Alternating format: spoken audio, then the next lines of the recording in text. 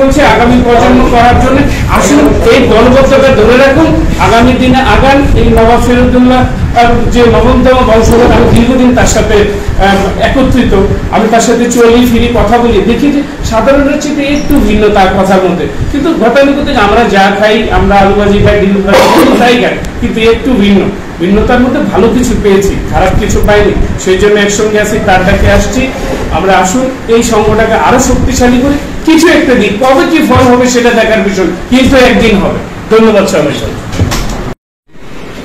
আপনি যে নবাব সিরাজউদ্দৌলা ও পলাশী যুদ্ধের উপরে আজকে যে আলোচনা হইল সেটার ব্যাপারে আপনাদের কি মতামত সেটা আমরা একটু জানতে চাই। ধন্যবাদ। আসলে আজকে 23শে জুন পলাশী দিবস উপলক্ষে এখানে বরাবরই প্রোগ্রামটা করে থাকে। আমি অত্যন্ত খুশি হয়েছে প্রোগ্রামে উপস্থিত হয়ে যে নবাব সিরাজউদ্দৌলার নবমতম বংশধরকে আমি পাশে পেয়ে, এবং মনে হচ্ছে যেন আমি সেই নবাব সিরাজউদ্দৌলার পাশে বসা আছি। তার মধ্যে আমি সেই স্বভাবসুলভ আচরণটাও দেখতে পাই। তো তার মধ্যে যে ভালো দিকগুলো দেখতে পাই সেটা চিন্তা করে দেখা যায় যে সত্যি নবাব ইতিহাসের পাতায় খচিত স্বর্ণাক্ষরে লেখা থাকবে, তিনি তার চেয়ে কত ঢের ভালো ছিলেন।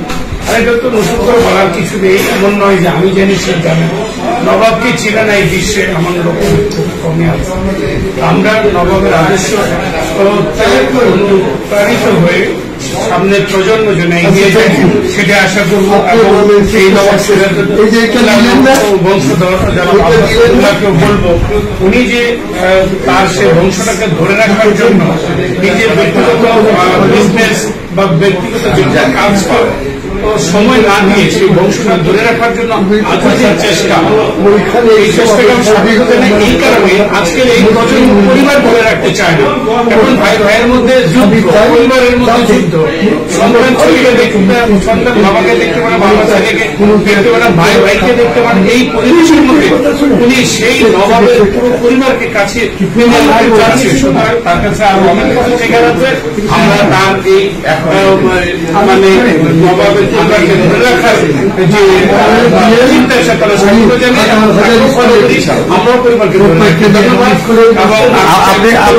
আপনি কি এখনো মনে করেন যে আমরা ইনশাল্লাহ আগামী ভবিষ্যতে আমরা একটা সুন্দর বাংলাদেশ উপহার দিব এবং সেই মির্জাফর মুক্ত নবাব সিরাজউদ্দৌলার বংশধর আমাদের সাথে সেই সময় আমাদের সাথে থাকবে এবং আমরা সেই সময় অপেক্ষায় আছি যে আমরা কবে ইনশাল্লাহ সেই জায়গায় পৌঁছতে পারবো।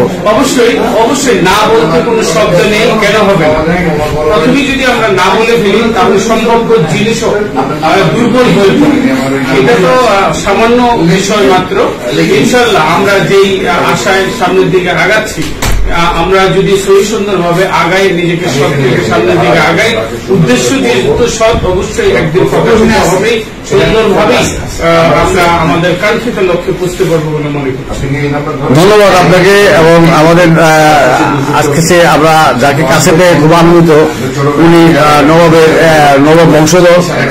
আমরা আশা করি উনি আমাদের সাথে সর্বক্ষণ যোগাযোগ রাখবেন, আমাদের পাশে থাকবে, এই কামনা করে আজকে এই বিদায় পালা। ধন্যবাদ আপনাকে, ধন্যবাদ এবং ধন্যবাদ। ইনশাআল্লাহ ভালো থাকবেন, আপনার মহৎ উদ্দেশ্য আপনার সামনের দিকে আগান, একদিন না একদিন লক্ষ্যে পৌঁছবে।